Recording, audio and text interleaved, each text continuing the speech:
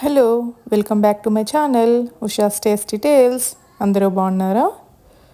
ఈరోజు నేను ఎంతో టేస్టీగా ఉండే చాకో లావా కేక్ అనేది తయారు చేసి చూపించిపోతున్నాను. మీరు కూడా ఈ వీడియోని తప్పకుండా లాస్ట్ వరకు స్కిప్ చేయకుండా చూసేయండి.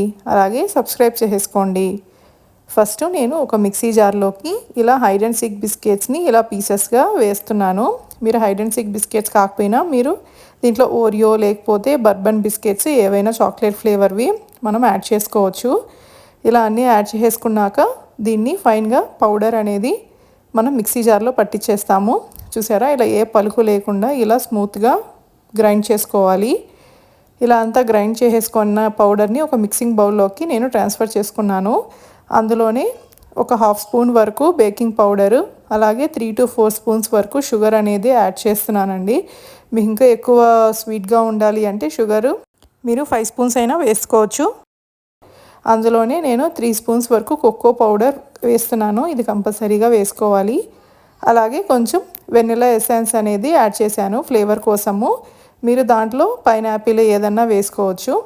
అందులోనే నేను పాలు యాడ్ చేస్తున్నాను. మిల్క్ యాడ్ చేసి దీనికి మనము కేక్ బ్యాటర్ అనేది రెడీ చేసుకుంటాము. మరి ఎక్కువగా పల్సగా కాకుండా కొంచెం థిక్గా మనం బ్యాటర్ అనేది ప్రిపేర్ చేసుకోవాలండి.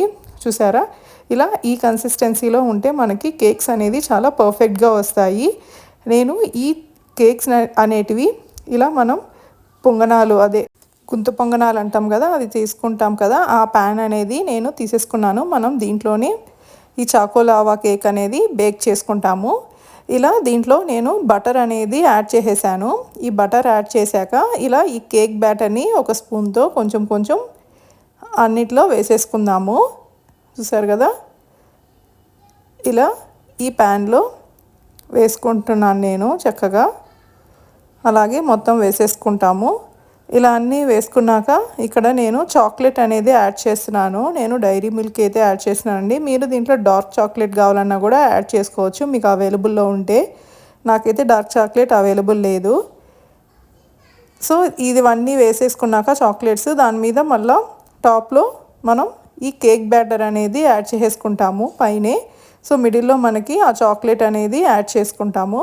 సో ఇలా అన్నీ యాడ్ చేసుకున్నాక మనము ఒక లిడ్ పెట్టేసి ఒక 10 to 12 మినిట్స్ వరకు లో ఫ్లేమ్లో హీట్ చేసుకోవాలి, మనము కుక్ చేసుకోవాలి. చూసారా, నేను ఇవన్నీ మళ్ళీ ఇంకో వైపు తిప్పించి ఇంకో సైడ్ కూడా ఒక 10 మినిట్స్ వరకు బేక్ చేసుకుంటాను చక్కగా. ఇది ఎక్కువ హై ఫ్లేమ్లో పెట్టద్దండి. మనకి హై ఫ్లేమ్లో పెడితే కింద మాడినట్లు అనిపిస్తాయి అండ్ అతుక్కోబోతాయి.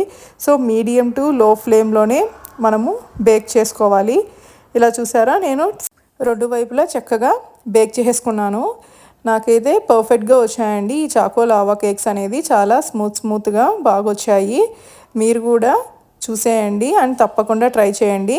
ఇలా మనకి తుంచితే చాలా సాఫ్ట్గా రావాలండి కేక్ అనేది. లోపల మనకి ఆ చాక్లెట్ వల్ల కొంచెం జ్యూసీగా ఆ చాక్లెట్ అనేది ఉంటుంది. మీరు కూడా ఈజీగా ఈ చాకో లావా కేక్ని మీ ఇంట్లో ట్రై చేసేయండి. అలాగే ఈ వీడియో నచ్చినట్లయితే please subscribe to my channel.